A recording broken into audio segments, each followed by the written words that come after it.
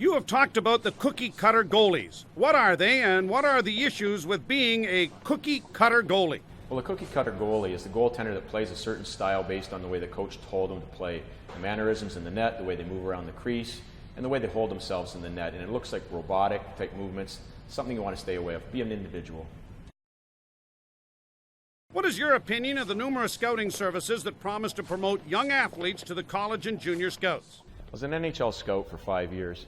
We basically take any video that's sent to us unsolicited and throw it in the garbage. We want to see video of guys when they're being their normal selves. We don't want to see highlight packages and flowery stuff that comes from scouting services. We want to see what the true athlete is like. So I would save the money and steer clear of any of those scouting services. What was your life like as the goaltending coach of the Toronto Maple Leafs? Around the world, Toronto's probably one of the best known teams in pro sports, and it was a great honor. How did you enjoy the way they get to travel in the NHL? Travel in the NHL is outstanding. We have our own jet. We sit in the same seats with our names on the seats. We have our own stewardesses that take care of us every flight. You can get right on the plane without going through security and domestic flights, and you're home in your bed 11:30, 12 o'clock at night on some of the close trips like Ottawa. So absolutely first class, lobster, steaks, just like you'd imagine. What was your favorite road trip in the NHL as a goalie coach? I think Montreal's probably the favorite trip. They have the best media meals, the Chien shows, the awesome hot dogs, the pregame show. Just the atmosphere in Montreal is outstanding. And of course, anytime you go out to Hollywood or Florida, had to go on those trips for sure. Tell me about the Leafs' father's trip to Philadelphia. Probably one of the most proud moments in my life was when I had a chance to bring my father on the team plane, the charter, the hotels. And that's a credit to John Ferguson. He wanted to have a trip where he brought his father, who was battling cancer at the time. And it's great to see the fathers interacting with Matt Sundin, Darcy Tucker, and they're like kids. And to get the chance to hang out with your idols as a father, I'll never forget that to the day I die. What was it like working with Eddie Balfour? Eddie Balfour's a classic. He's going to be a Hall of Famer, we all know that. And a lot of the ways he's portrayed in the media probably isn't accurate. For me, he was great. He was a gem. Everything I asked him to do, he did. And there's nobody I've ever met that worked his butt off harder than Ed Balfour, the most competitive athlete I've ever seen. Do you have any good Balfour stories? There was the time where he wanted me to go flying with him in his airplane, and I said, certainly not, Eddie, because I know there's going to be a 3-page story in the Hockey News about your great career, and at the end, there's going to be some little line. They found some other guy in a cornfield with a cornstalk up his rear end, and that wasn't going to be me. You have done clinics and camps all over North America, from Alaska to Florida to California. Do you have any funny stories from those trips? Probably the funniest story I've ever seen happened in Kentucky. My last name's pronounced McKeekin, and poor 16-year-old kid got struck in the jock, and I went over to check on him, and he said, "I tell you what, Mr. McChicken, I got me hit right in the nads." So I went over. I said, "Are you okay?" He goes, "I hadn't worn me a jock, but I'm fixing to get one now." I said, "Son, you're 16 years old. You've never worn a jock in your life? Are you kidding?" "I thought my reflexes was quick enough." Do you have any advice for goalie parents? Goalie parents have a tough job. You're watching your kid develop. It's a pressure position. Goals go in. People look at you out of the corner of your eyes. Parents is a tough thing. The best thing I can do is refer to my father as an example.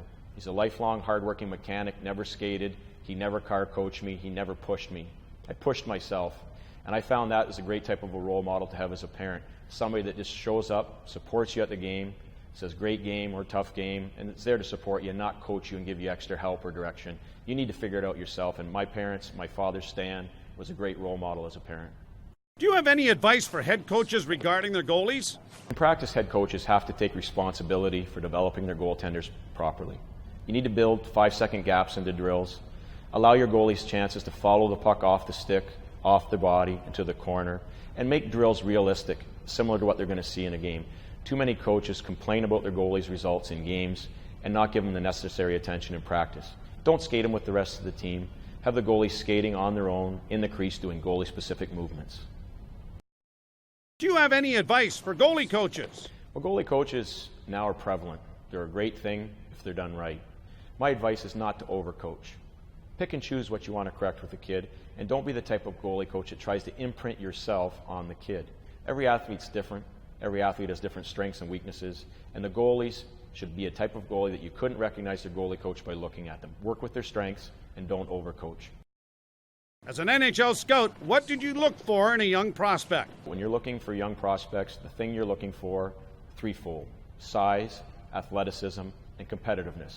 Clearly, you can't control your size. You got to make sure if you're not going to be a size goalie that is going to be 6'2", 6'3", that you're strong in the other two core areas. Athleticism simply means, are you an athlete? Are you in great shape? You excel in many sports. Are you a dominant athlete? Competitiveness just simply means wanting to win at all costs in anything you do. I always speak to kids about a story with Brian Savage, who played in the NHL and a Miami alum. He wanted to kick your butt in ping pong, running to the store, whatever it was, Savage had to kick your butt. And competitiveness just means you have to win at all costs, and it's how hard you work when nobody's watching. Was it tough on you to have your son follow in your footsteps as a goalie? It was interesting when my son first decided to be a goaltender, and he's done great things, making it to the junior level. And I think it's tough when any father has a kid follow them in their career, especially when I've had some success. And I know that he had fun at it, he enjoyed it. So it was kind of tough watching him struggle and sort of have to be in the shadow of having a father that's played and coached in the NHL, and he handled it very well. Which is better, coaching or playing in the NHL? Clearly, playing in the NHL is the best thing in the world. When you step out on the ice and you know 18,000 fans are watching you, and your parents are at home watching you on satellite television, there's nothing better than playing the world's fastest game on the National Hockey League level. What are the common reasons why goalies fail to make it in the NHL?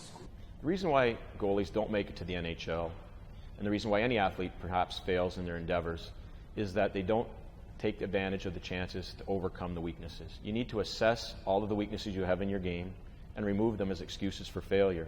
And you have to welcome things that don't go well. Those are tests, they're the way the metal is tempered, and you get a true athlete out of that. So I would say, in a nutshell, most athletes give in too easy and they ignore their weaknesses, and they end up being problems when the time comes. How long do you think a goalie should develop in the AHL? I always find this an interesting question because there's this race to have goalies come to the AHL, to the NHL as quickly as possible, like it's a badge of honor. Your goal is to stay in the NHL when you get there, not to get there quickly. So for me, you can never play in the American Hockey League long enough. Johnny Bower played there 7-8 years. The key is that when you're ready to come to the NHL, you're ready to stay there. So there's no set answer, and it's individually based on the goalie that you're talking about. What was it like to coach Vesa Toskala? Well, Vesa Toskala, a Finnish goaltender, has a unique perspective because in Finland they've had goalie coaches ever since they were a kid. Vesa's a happy-go-lucky kid with a great character and a great learning attitude. Outstanding kid to work with, probably the fastest goalie I've ever seen. How can a parent select a good goalie coach? First of all, when you're selecting a goalie coach, it's important to find somebody with the requisite credentials and the credibility to teach your kid. There's lots of goalies that have played back in the day that maybe not teaching the modern style of game. And it's crucial to understand the goalie coach has to be your kid's friend and mentor, and a huge percentage of their job is the mentor part. A small percentage is the technical part. Who's the quickest goalie you ever coached? Without a question, without a doubt, Vesa Toskala is by far the fastest reflex goalie I've ever seen. He catches pucks from a depth and a distance away that's stunning to watch. Got goosebumps when I saw it. Who's the most competitive goalie you ever coached? Without question, Ed Belfour is the most competitive athlete I've ever seen. When he first came to my camp, he wanted to run with the 16-year-old kids around a track for 45 minutes. And I said, Ed, I don't know why you'd want to do it, but if you want to, go ahead. At the very end of the race, he caught the last kid and beat him at the line. He came over, puked all over my shoes, and he looked up at me and he said, that kid will never beat me. Some 16-year-old kid from nowhere, and he had to beat him. And in my idea, there's no possible more competitive athlete than Ed Belfour. Stanley Cup or racing a 16-year-old kid, he has to win. What is the most important thing for a young goalie to work on in practice? The key attribute a goaltender has to develop in practice is his ability to control rebounds and the ability to make sure that he sees the puck all the way in and out of his body. What should a young goalie do in a short 3-minute warm-up? If you're a young kid in minor hockey, you typically only get 3 minutes to warm up, and it's a crucial time because a lot of times you're not getting ready for the game by the time the first puck drops. So I would suggest putting a player you trust in the slot and getting 10-12 pucks up to the blocker, trapper, low net, and somebody that's putting pucks on you so you can feel the puck instead of trying to score on you. What would a good approach for a 15-minute warm-up be from the goalie's perspective? When you get to play junior hockey, pro hockey, you get an extended warm-up. The key there is to feel the puck, concentrate on your visual attachment skills, watching the puck in and out of your body, and feeling it. You also want to get your heart rate up and your core temperature up with some crease movements, assessing your edges on your skates, but be careful not to spend too much time in the net actually stopping pucks and getting too tired and too wound up before the game actually starts. What is the goalie's job? In a nutshell, the goaltender's job is to control the puck. A big myth pervades that goaltenders are supposed to be stopping the puck, and the beer leagues are filled full of guys that can stop pucks. The guys that drive Lamborghinis and get their banners hanging up in the arena are guys that can control pucks, and that means making the puck do what you want, keeping possession of it when you handle rebounds, when you pass it to teammates. Control is your job, not stopping the puck. How can my goalie improve rebound control in practice? The first key to improving rebound control in practice is to make sure it's a focus going into practice. A lot of goalies just try to get through practice and survive. Make it an actual practice focus that you're thinking about rebounds from the moment you step on the ice to the moment you leave. And from the coaching point of view, it's important that your coach makes sure that he builds at least 5 seconds of gap into every drill you do so the goalie can take responsibility with following the puck after it leaves their body. Is it important for parents to have contact with the scouts? It's important for parents not to contact scouts, to stay clear of the head coaches as well. Smile, show up at the game and support your kid. But anytime a parent or anybody else in that vein contacts a scout, they pretty much disregard what's said related to the kid for the obvious reasons. If a goalie keeps getting cut, what advice do you have? You should welcome it when you get cut. All great athletes get cut. It's part of the process. It develops a mentally tough athlete, and it's a weeding out process. It weeds out the people that give in easily. Every time you get cut, enjoy it. Make it a powerful motivator. Make it something that puts more gasoline on your motivation fire. Welcome it when you get cut so you have more people to prove wrong later. How does a goalie stay positive when things aren't going well? Things like lack of playing time, getting pulled frequently, or ill-timed injuries. Goaltending has got to be one of the most stressful positions in any sport. There's embarrassment, pain, injury, unfair treatment, and it's again part of the process. You need to enjoy that as a skill that you develop on how to handle negativity. It's actually a skill like controlling rebounds. When things go good, awesome. When things don't go well, you need to use your skill set to handle that properly, staying focused on the present and things that you can control. When things are going crazy, you can control your work ethic and practice. No matter how poorly you're being treated, you can stop the next puck. So if you boil down your treatment of those situations to the next puck and things that you can control, you can overcome any type of negative attention. What are the benefits of having a goalie coach? Goalie coaches are an important tool in the modern game. They can watch little things in your game like rebound control, looking off the puck, and little technical flaws that you may not even realize that you have as a problem until they be exposed with a goal.